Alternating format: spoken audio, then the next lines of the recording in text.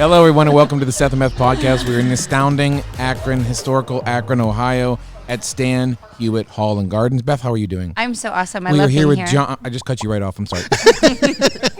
We are here with John and Sarah from Stan Hywet. How are you two doing? Great. Fabulous. We're very excited to be here. We tried this once many months ago, got rained out. We tried today. It's raining again. So it's actually, I'm fogging up my own glasses. I 'cause know. of the humidity, but we're in That's the... because I'm hot. Hey. That's right, Beth. It's me. Sarah and John, thanks for being here. Thanks for having us. Real quick, before we get into your stories, and John, you have a hell of a one. Tell us where we are. Well, how many weddings have you been a part of, John? Almost 1,000 weddings in the last 10 years. Oh my You see, gosh. that's what I'm talking about, Beth. He's got some stories. Tell us where we're at. If a new viewer to the show, a new viewer who's never heard of Stan Hywet, we wanted John to say this, right, Sarah? Because he's got that yes. that He Morgan knows. He does the Freeman best. sort of storytelling. All the storytelling. Okay. Yeah. Tell us where we're at, John, and why this place is amazing. Okay.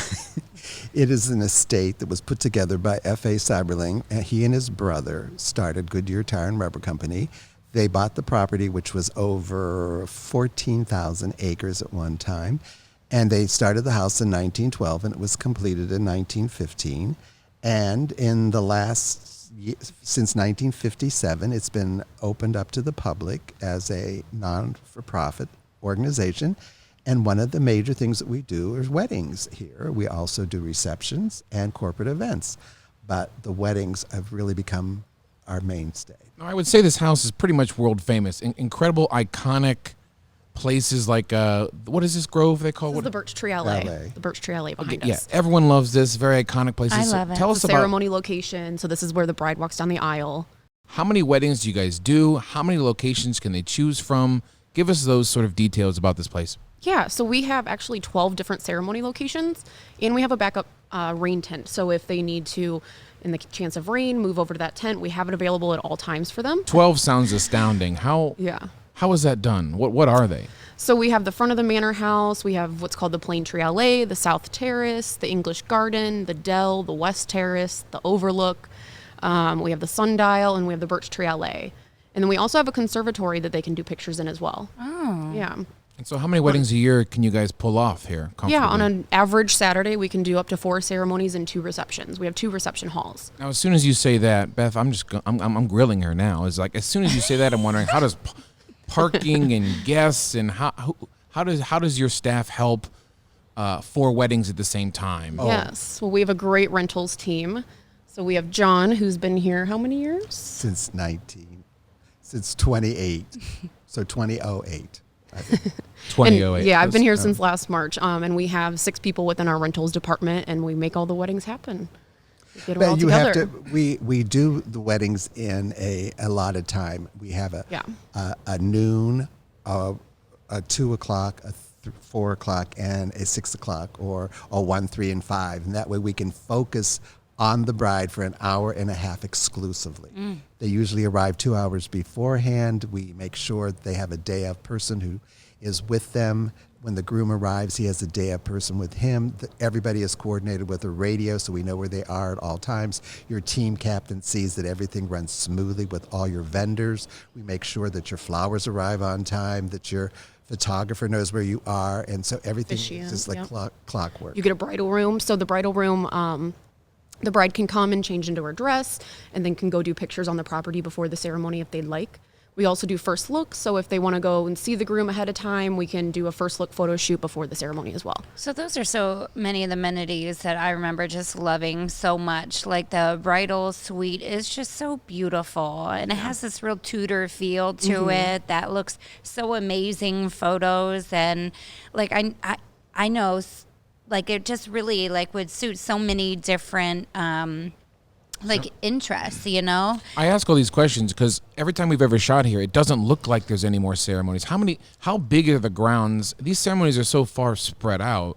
You never really know, right? I mean, Right. walking the ground. How big of a location are we talking about? Right. So we do all the ceremonies at different times throughout the day. So even say the 1 o'clock picks our Birch Tree Alley, the 3 o'clock can also pick the Birch Tree Alley because it's already, they're out of the space.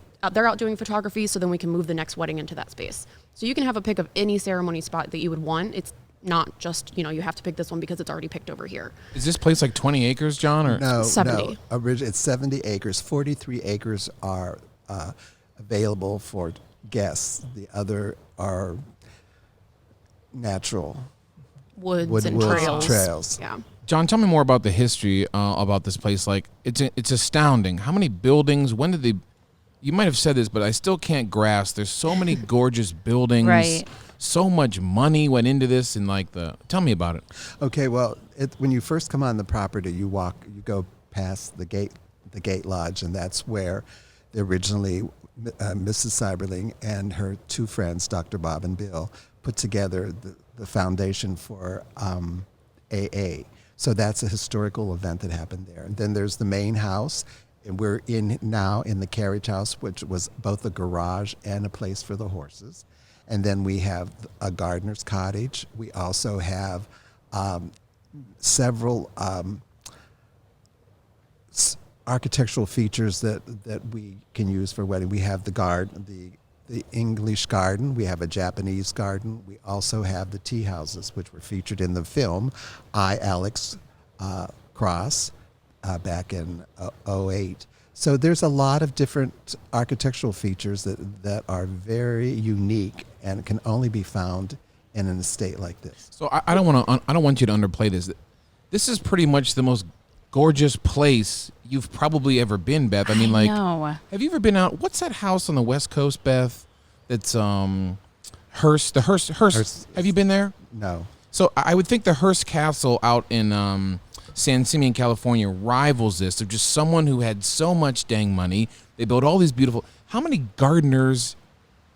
How do you guys keep this place so well kept? There's rose bushes as far as the eye can see. These beautiful tunnels, the birch tunnel. Everything is just landscaped to astoundingly. perfection. How does that work, John? Tell us about it. Well, we have a small staff, really, of very dedicated people who work 40 hours a week. Our horticulture team.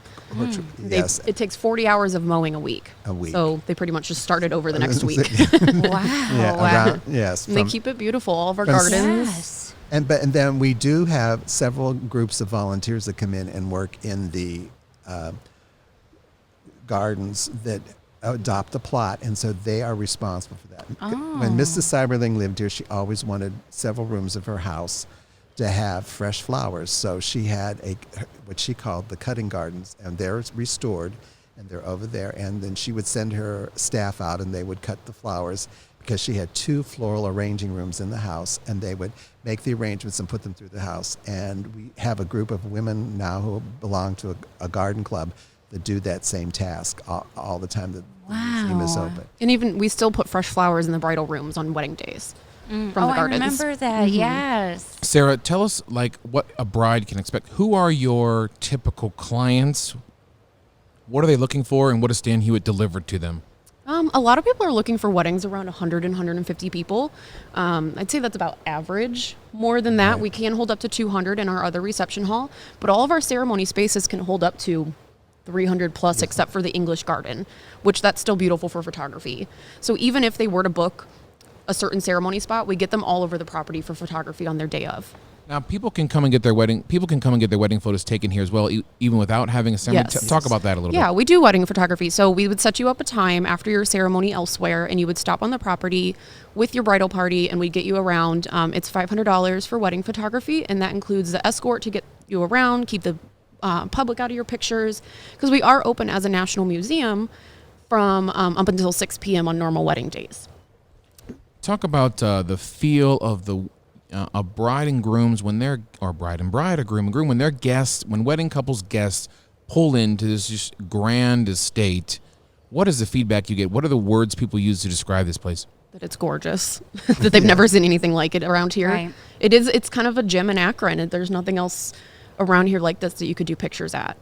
I've had some video friends that came from Columbus, not knowing anything about Stan Hywet, and they said I think that this is the most beautiful place I've ever been. I've never been to any other place, and they do so many weddings a year, but they still say the Stan Hywet is the most beautiful. And it's just this feeling when you're here and you feel like you're a part of history. Very much so. Yeah. But it's so beautiful at the same time. You don't feel like it's like an old gross grandma's basement or something. It's like true beautiful history. You kind of just like don't feel like you're in Akron, I guess. Yeah. And you have to understand that when the family was approached back in 57 when Mr. Cyberling passed away, they were approached by 3 groups that wanted to acquire the property. One group wanted to level everything and turn it into a housing development. One group wanted to turn the estate over into a teaching hospital, and the third group wanted to turn it into a country club.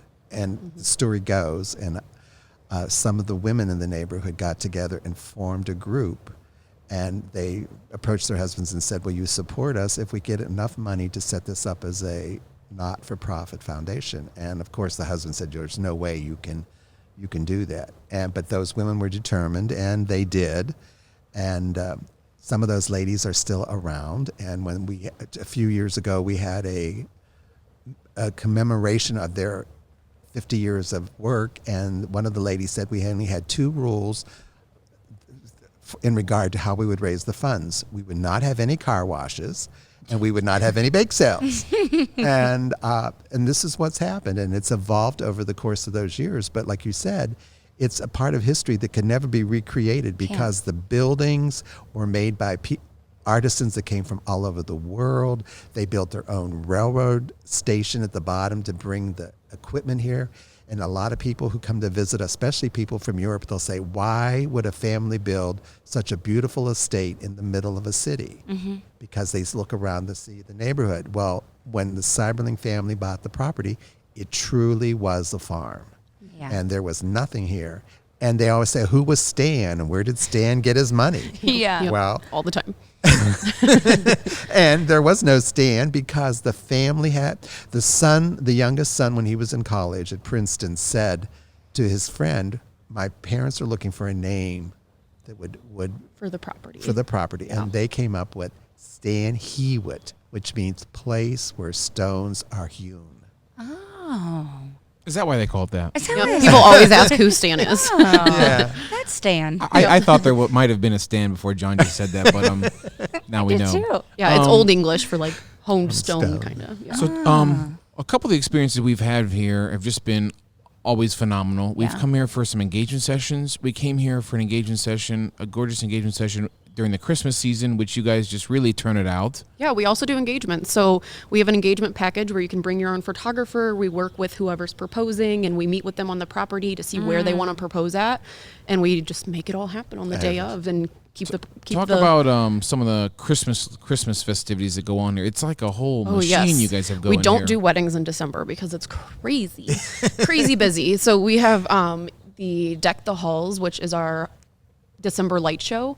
And how many people do we have a night usually through the month of December? About 3,000 people. Yeah. And the entire inside of the manor house is decorated. Each room is decorated. And it's all done by our staff. Like each department gets a different room to decorate. And so this past year, our theme was vintage superheroes. So the rentals department had Wonder Woman. So we did our whole tree and everything with Wonder Woman theme, and it was really fun. How many lights, John, do they put on this place? There is 1.5 million lights. Wow. So even you can go through the house, but our entire property is also covered in lights as well. Yeah, so this alleyway here with the this is covered We in have big lights, tunnels. and you get people. It's just gorgeous. We have to take the kids here again, but Striking. That was one thing I wanted to bring up. We still do engagements in December, just not weddings. Oh, engagements. Oh, okay. A lot of people like to propose around the holidays. Oh, I yeah, bet. of course. It's so beautiful. So Beth, last time we were here with Sarah and Chad, they got married. I don't know. It may have been like it's one of the ceremony locations. It's outside of the large manor, and then there's a pond, a square pond, and then a By garden. the Japanese garden. Oh yeah, the West Terrace. Is that what it's called? Yeah. Of course. Yes. It sounds so the back of the house. so luxurious. It's just so luxurious, Beth. Oh, And just like sort of this real heavenly feeling. The bride walks down this gorgeous, sun hits her. She's walking down these gorgeous staircases with this manor behind her. Then you walk around this gorgeous pond where your guests are. it's a real experience for even the guests, you know? The guests feel like they are just part of something that no one else will ever be a part of. So, Sarah, you got married. Talk about, you've gone through this. Talk about what Stan Hywet does for brides, grooms, couples, and their families that might separate them from other places. I would say the big thing is our day of coordinators that are included in our ceremony costs.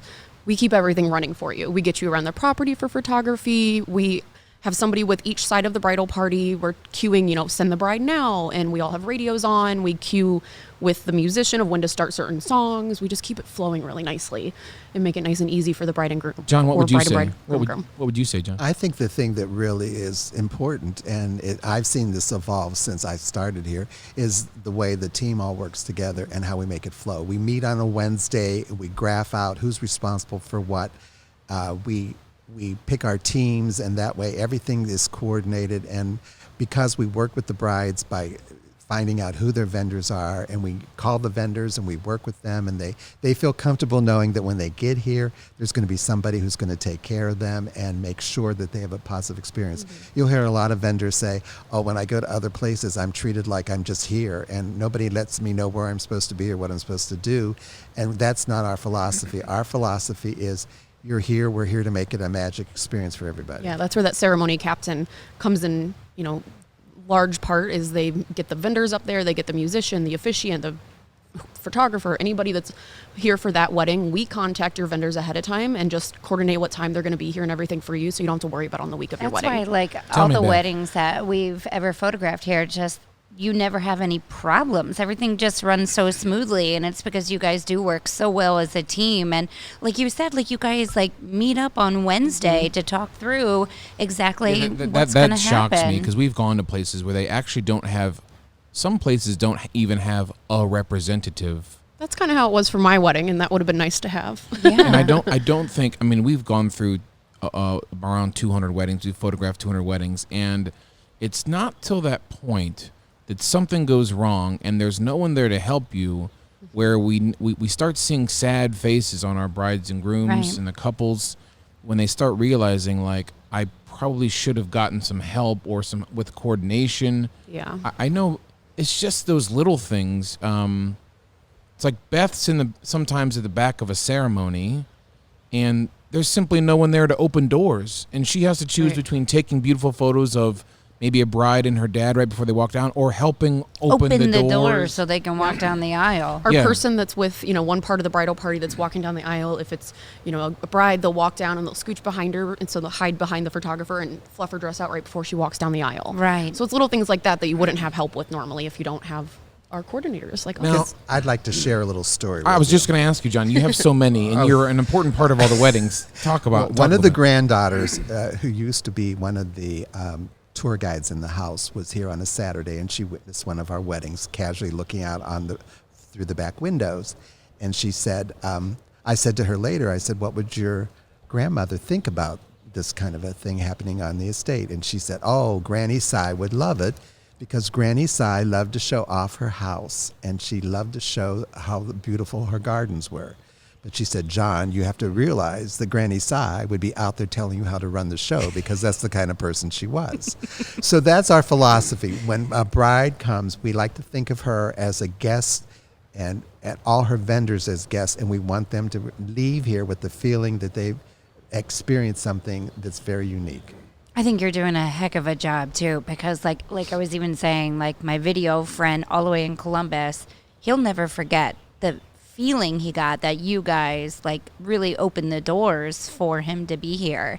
And he was just a video guy, Yeah, we've even had people bring on vintage cars onto the property to do photographs in and then drive away in. It was really pretty. Yes. Sarah, talk about the process of someone's interested in how do they, the best way to contact you, and then what steps you take prior to their wedding to get them ready. Yeah, so we on our rentals on our website, you just click on rentals, and then you can submit a form for your information, what you're looking for, if you want a ceremony or reception or both. We do, a lot of people do their ceremony or just their reception here, so you can do either one or both, which is nice. It's nice because if you do your ceremony, you can roll into cocktail hour and then roll into your reception into one of our reception halls. But so you would inquire in with us, and then our rentals assistant would reach out and get some more information from you, set up an appointment to come on the property and meet with one of us. And then from there, just move forward with booking and securing your date. Just sounds like so much fun. John, you've been through so many weddings here. What do you love about them, and why do you continue to do this? Now, you were saying before this, we were talking about how long you've been doing this, how young you are. And so you've been what have you learned in your grand wisdom about weddings? What do you love about this place, especially Stan Hywet and weddings in general? Well, it used to be said for the first 4 years that I was here that I cried at everybody's wedding. I don't cry anymore. But anyway, I just think it's a magical place. There is some kind of feeling here that makes it unique. When you think back of all the famous people from 100 years ago that have been here, and the fact that it's a magical place. And I have that feeling because I have experienced it through the eyes of people from all over the world who really think of it as a unique experience. And it's just has meant a lot to me in that way. And I have to say, the team has really evolved into an incredible body of people. We've seen the evolution. People talked about how it was before some of the people that are here currently were here and how organized we are. And the feedback that we get from other vendors really makes it important, because people will say when they leave, this was really nice that you really treated me like I was a welcome person here. Even though I'm a vendor, I was treated well. And I think that's important. And we're keeping that tradition alive of Mrs. Seiberling and Mr. Seiberling, is that this place was not just for them, but it was open for all their guests. And that's what it says in the front door. It says, "Not for us alone," and that's the feeling I think we give. There is a sense of you just said it, like magic. So Beth and I grew up in the Akron, South Akron area, and then we were just in Columbus for 16 years. We moved back because we absolutely love Akron. Our parents are here, our friends, a lot of our family, and there is just something so magical when you start seeing the rock walls along the street. You're getting close. Then you hit this intersection, you see the Tudor homes, and you're right. When you pull on this property, it's definitely different than any other place. Yeah, you get a feeling before you even come in. Here's my theory. Go ahead. It's on the Portage Path, and when you come up the road, you can see those markers that the Native Americans used. I think that when the Native Americans were leaving the river, they would come up here, and this was the first flat opened area, and I think it was a very peaceful place for them, and I think they had encampments here, and I think they brought up with them a lot of positive energy. When Helen Keller came to speak to the different industrialists at the turn of the century, because Mr. Seiberling had employed deaf people, and she said, while she stayed here, that she felt that this was the most tranquil place that she had ever experienced in life. And I think that's because of that natural feeling here that's part of that Native American thing. Yeah, it's just I am just blown away. I'm so happy we're here. I can't wait. Now that we've moved back to Akron, we're so excited to photograph more weddings here, to work with this wonderful staff. Bethy, what are your thoughts about like the weddings here? Just the general. I've been taking over. So you described so well. Like I get really excited for brides and grooms when they choose to be, have their one day here at Stan Hywet. I'm excited for them because I know that it's going to be so beautiful, and I know you guys are always going to take such good care of them, and I know that if you could pick anywhere, like you are going to have a perfect day. And I get excited for the photos because the gardens are so amazing, and there are so many opportunities. It's like not just like a couple gardens. It's like there's so many different looks in photography you can get just at one location.